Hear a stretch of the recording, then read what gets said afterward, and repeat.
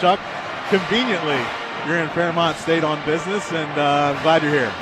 Yeah, it's good to be here, Jason. You know, it's sometimes convenient when you could schedule your work around Oiler basketball games. There's nothing wrong with that, is there? Yeah, nothing wrong with that. But we've talked several times. I think the fans are familiar with you. I thought maybe we'd start by talking about this first half. And, you know, an interesting first half for the Oilers.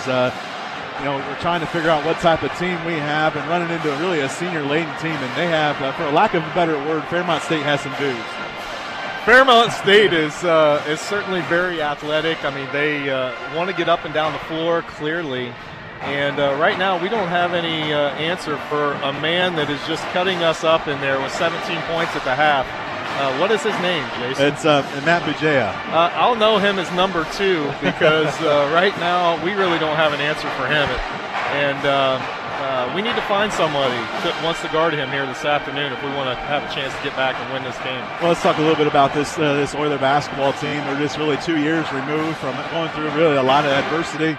A 16-11 season, a year where we had some injuries, we had some issues, and I thought last year was a nice turnaround back to 20 wins, but still didn't win the South title, not able to get in the regional tournament, so certainly a lot to play for this year. Definitely a high expectation out of this team. I think they certainly have all the horses. It's a junior-laden team that has been around the program for a few years now, and they're molding into a team where I think towards the end of the season we're going to be a tough team to beat. But it's an early test here this year at number 25, Fairmont State, in Fairmont, West Virginia, and they're having their troubles here today. Well, I wanted to talk to you a little bit about the Hall of Fame. Of course, you went in the Hall of Fame, was it now 2 years ago in the Hall of Fame? We got 2 basketball players going in the Hall of Fame this year, Dustin Piper, and then a guy you played with, Mike Pullman, and it's good to see Mike get in. Kind of had to wait his turn a little bit there, but Mike, an outstanding player for Marion Local, and good to see him get in the Hall of Fame. Yeah, absolutely. Mike was a fantastic player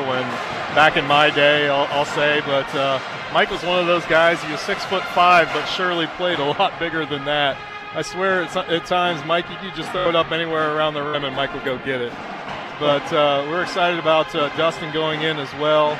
But certainly he's had a lot of great accolades. One of the first, if I'm not mistaken, Division II All-American that we had at the University of Findlay, which is really outstanding and speaks for itself. All right, certainly if he wasn't the first, he was one of the first. And you know, interesting thing about Mike Pullman, and I don't think most Oiler fans realize, is you look at that team. You had Mark Bishop, Tim Heyman.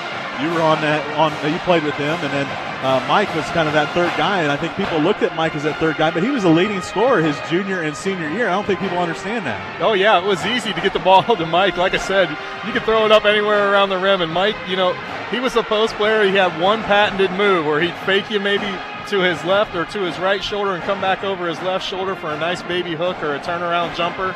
And Mike could just out-leap most people to the point where his jump shot was far above any defender's hand, and it was patented. You just couldn't stop it. Let's talk a little bit about those years. Those are years that certainly led to the transition from NEIA to Division II. You were a part about that. But now another transition for the University of Findlay is sticking with Division II, but now going from the GLIAC to the GMAC. Interesting time to be a part of this basketball program.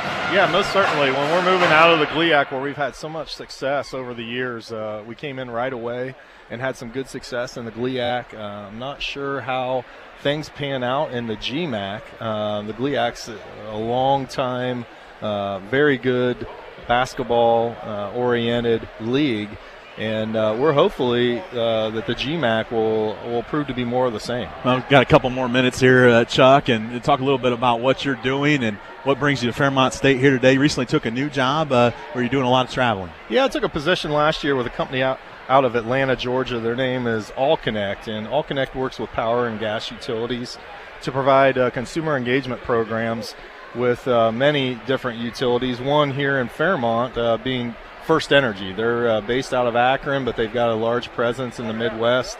They're one of the largest utility companies in the country, and we do a lot of different things with a mover program with First Energy. We also provide them with a number of different surge assist product sales and a variety of different engagement programs with a number of call centers that they have across the country, as well as some of their online and digital engagements with customers. So it's good to be here.